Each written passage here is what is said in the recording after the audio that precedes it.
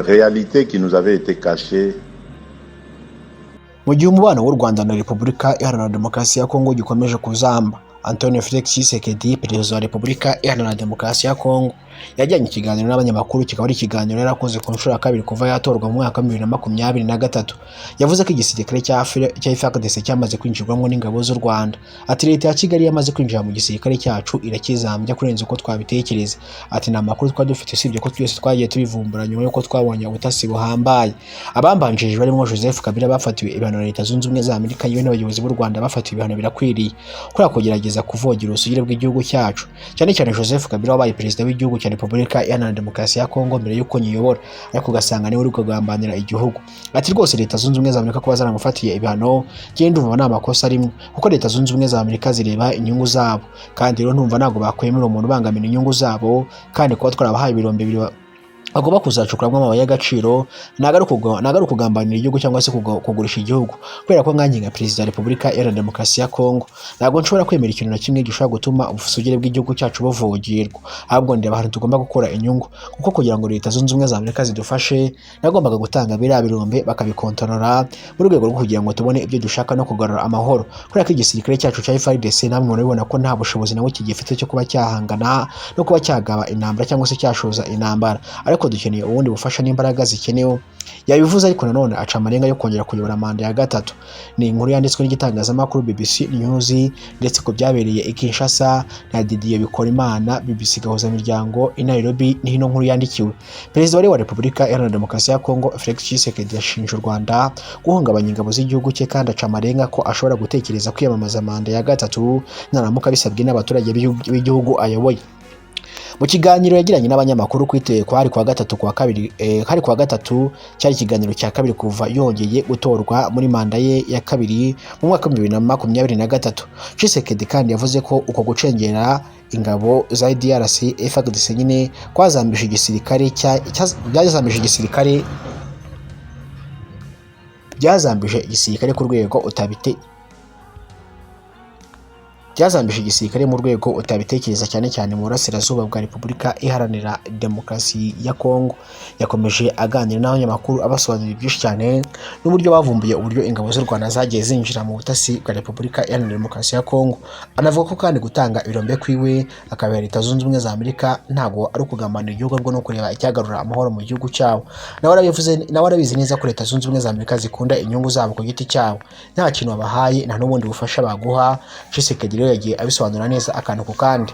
Abaturage biwe se bazongera kumutora cyangwa se bazongera kumusaba kuyobora Repubulika Iharanira Demokarasi ya Kongo, dore ko ari n'abavuga ko ibyibuza igisirikare cya FARDC cyagerageje kugira imbaraga ruko arimaze kugera ku butegetsi.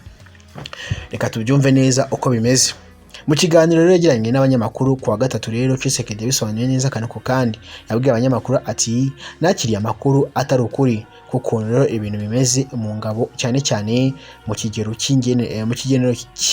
cy'icengerwa ingabo zarazambijwe ndetse biherewemwo imbere nyine urumva babacengeyemwo bahera imbere. Ati nacyo Leta y'u Rwanda rero yahise itangaza kuri ibi byashinjwe cyangwa se ashinjwe na Leta ya RDC, ubwo nibyo yashinjwe na Perezida wa Repubulika Iharanira Demokarasi ya Kongo. Igitangazamakuru BBC Gahuzamiryango ni gukesha inkuru yandikiye umuvugizi n'ingabo z'u Rwanda ndetse musaba kugira icyo bivugaho.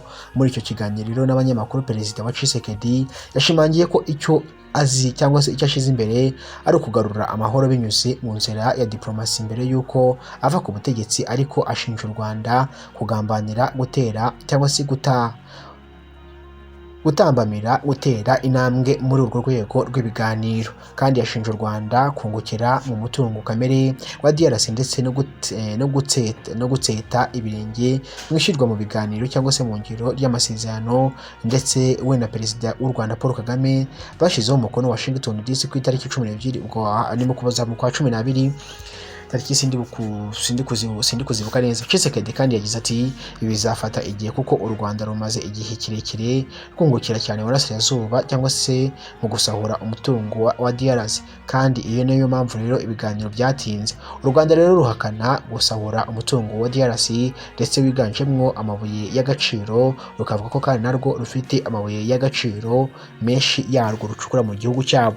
U Rwanda kandi rero rwakomeje guhakana kohereza ingabo ku butaka bwa DRC nubwo rwemeza ko rwashizeho ingamba z'ubwirinzi. Muri politike y'imbere kandi mu gihugu, Tshisekedi yabajijwe niba azava ku butegetsi ubwo manda ye ya kabiri izaba irangiye mu mwaka wa 2028, nubwo yashimangiye ko kandi atashatse manda ye gatatu. Yongeye ati abaturage niba binsaba nzabyemera, ati ntibizigera na rimwe bibaho hatabayeho amatora ndetse y'akamaramaka aribyo bita referendum. Nyine kugira babita referendum nyine kongera kwiyamamaza cyangwa se guhindura itegeko nshinga bagatora. Murabizi birara amatora y'akamaramaka abantu bakemeza ko iyo tegeko nshinga igomba kuba yavugururwa cyangwa se avuga ati oya perezida naveho hajye hundi. Perezida Tshisekedi kandi yanavuze ko kandi kuba uwo yasimbuye Joseph Kabila aherutse gufatirwa ibihano na Leta Zunze Ubumwe za Amerika ashinjwa gufasha imitwe y'inyeshyamba irimo n'umutwe FC23 wafashe imijyi Goma na Bukavu, ubu ndetse hashize umwaka umwe urenga bayoboye iriya mijyi. Yavuze ko kandi ko ibintu bimeze ari uko akajagari nyako ndetse yinubira ko ibigeze gushimwa nk'abakoze impinduka anyuze muri demokarasi bihindutse ndetse abacukuzi b'imva. Yavuze ko kandi akagana amasubiyemo mukumve neza. Yavuze ko kandi ko ibintu bimeze ari akajagari nyako, yinubira ko abigeze gushimwa nk'abakoze impinduka inyuze muri demokarasi bahindutse abacukuzi b'imva. Mu gihe cy'amasaha arenga 3 imbere y'abanyamakuru barenga 200 hamwe n'abamushyigikiye, Tshisekedi yumvikanishije ko igihe cy'amatora ataha kizagenwa n'ukuntu intambara yo mu burasirazuba bw'igihugu izaba yihuse mu kurangira. Kabila kandi dukomeze neza tugendane.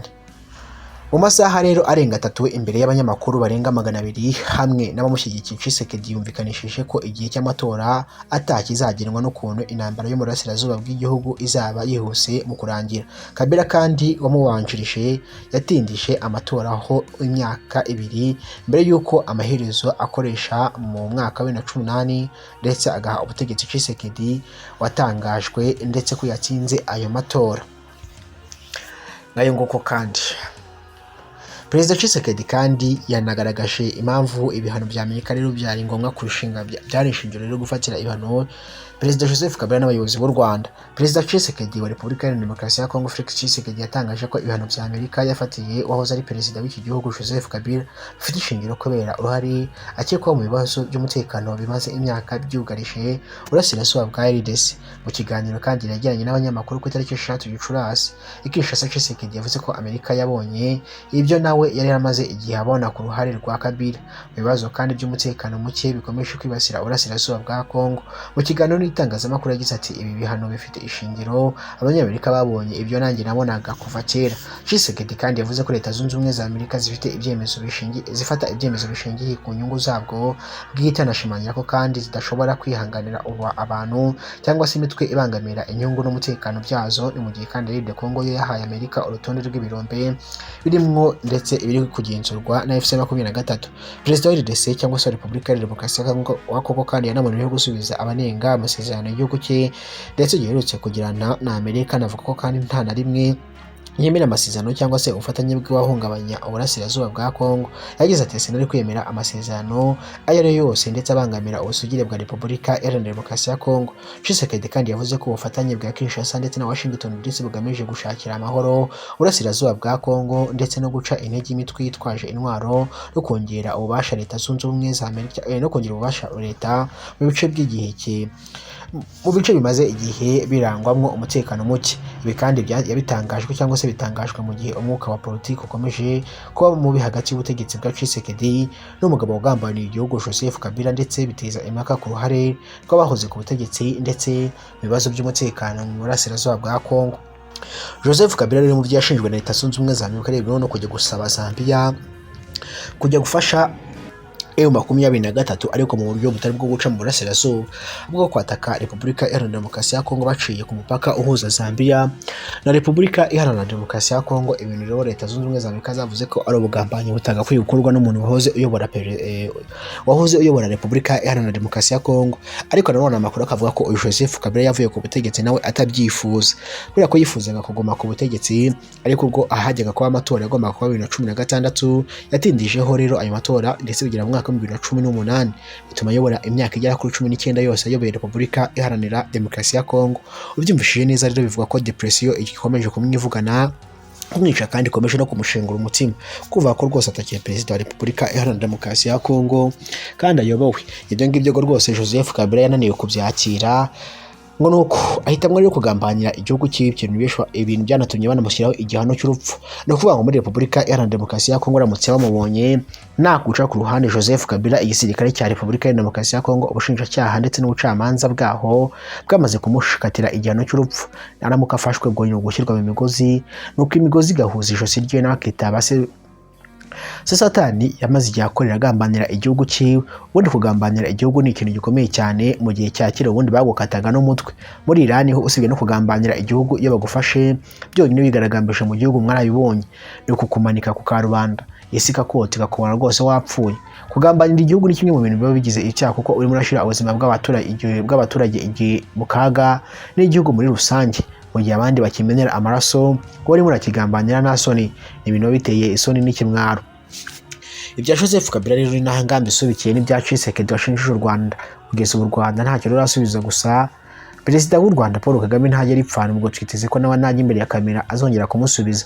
Gusa kuri manda ya gatatu byo mu mwaka wa 2028 n'imyaka 2 gusa itangira kubura kugira ngo Tshisekedi atangire yiyamamaze ko yayona manda ya gatatu. Ubwo reka tutegereze twumve icyo referendum ubwo ni kwa kundi amatora akamaramaka yemera ko inteko nshinga izatora ko rero yakongera kwiyamamaza kuba perezida w'igihugu cya Repubulika Iharanira Demokarasi ya Kongo. Niba byemeza ubwo azamu, niba atabyemeza 2028 nawe azazingutwe ugashaka hajya mu rwego rwo kugira ngo yirinde n'ibizamukurikirana, ndetse niba ari n'umuntu ushira mukore we ntazamena nka Joseph Kabila wavanywe ku butegetsi nifu rwose akumva rwose kuva ku butegetsi nta bikozwe. Ni naho nsubikiye kino kiganiro cyo kuri uyu munsi wa none nyagasana bahundagazaho ibyo kurya amafaranga ndetse n'ubuzima buzima. Igihe wumvaga nitwa Olivier, naho yitwa XF4 News. Subscribe cyangwa se s'abonner muri rw'igifaransa ni ikintu cy'ingenzi cyane. Ciao ciao.